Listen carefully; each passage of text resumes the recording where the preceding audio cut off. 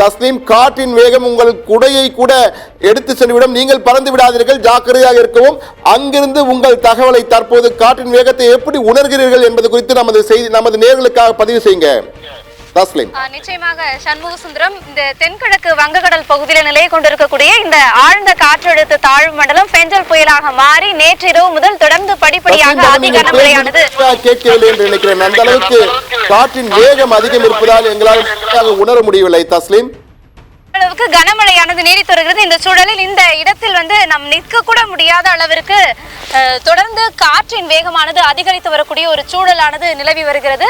தற்போது தரைக்காற்றின் வேகமானது இந்த புயல் கரையை கடக்கும் போது 90 கிலோமீட்டர் வேகத்தில் வீசும் என்று ஏற்கனவே நேற்று சென்னை தென்மண்டல தலைவர் பாலச்சந்திரன் செய்தியாளர் சந்திப்பின் போது தெரிவித்திருந்தார்.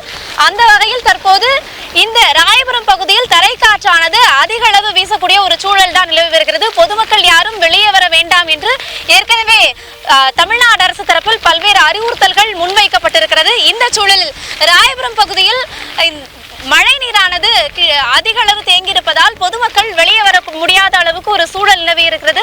குறிப்பாக இன்று காலையில் நபர் ஒருவர் இருசக்கர வாகனத்தில் பயணிக்கும் போது விபத்திற்குள்ளான சம்பவத்தையும் நாம் பார்த்தோம். இந்த சூழலில் தான் தரைக்காற்று அதிக அளவு வீசக்கூடிய நிலையானது நீடித்து வருகிறது. இந்த பகுதியில் குறிப்பாக சொல்லணுமே என்றால் இந்த பகுதியில் நிற்கக்கூடிய முடியாத ஒரு சூழல் தற்போது நிலவி இருப்பதை நம்மால் பார்க்க முடிகிறது. குறிப்பாக முதலமைச்சர் மு.க. ஸ்டாலின் கட்டுப்பாட்டு அறைகளுக்கு சென்று அந்த ஆய்வு பணிகள் எல்லாம் மேற்கொண்டார். அதையும் நாம் பார்த்தோம்.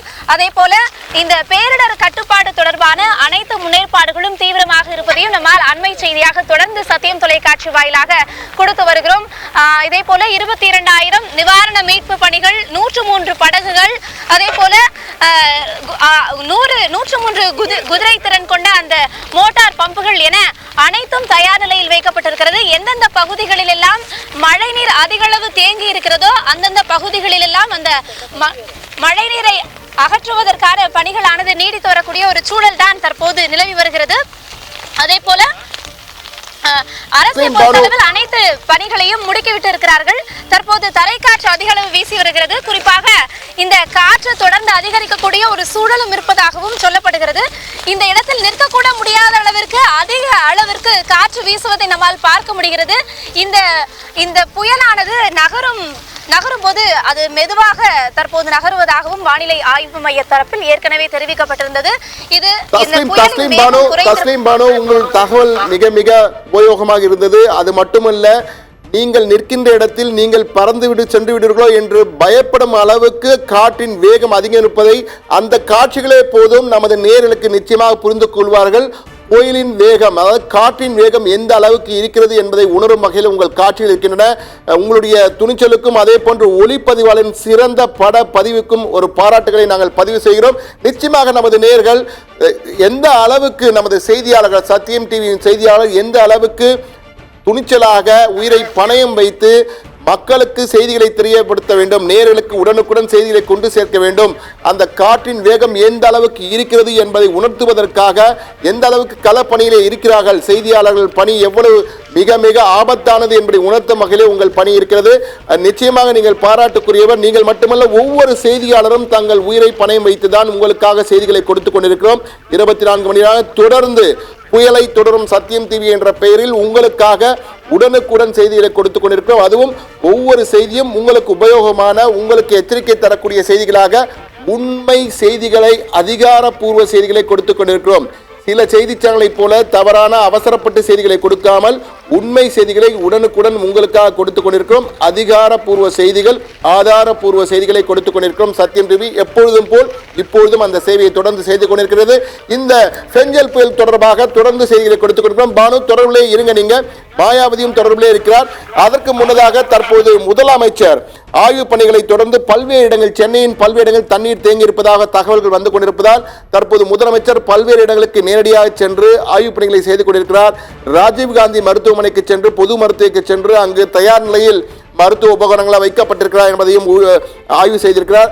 அதே போன்று விரைவிலே உணவு கூடங்களும் தயார் நிலையில் வைக்கப்பட்டிருக்கின்றன. உணவு கூடங்களில் உணவு தயாரிக்கும் பணிகள் தொடங்கியிருக்கின்றன.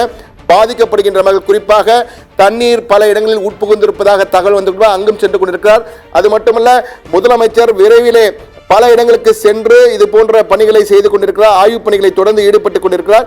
இந்த நிலையில் நமது சிறப்பு செய்தியாளர் பிரவீன் தற்போது லேட்டஸ்ட் தகவல்கள், புயல் எங்கே இருக்கிறது என்பதை கணினி மாதிரி வரைபடம் மூலமாக நமக்கு விளக்குவதற்காகவும் தயாராக இருக்கிறார். அவரிடம் விரைவில் செல்லவிருக்கிறோம்.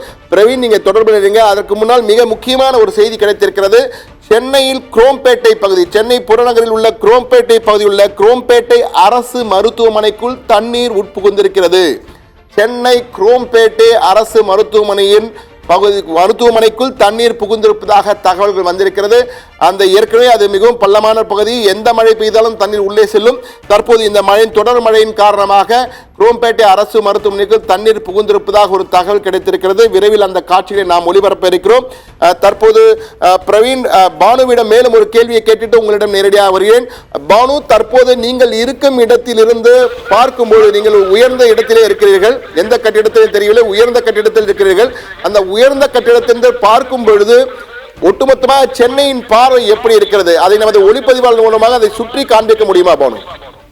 நிச்சயமாக சண்முக சுந்தரம், இப்போது நம்மளுடைய ஒளிப்பதிவாளர் இந்த சென்னையை சுற்றி காண்பிப்பார்.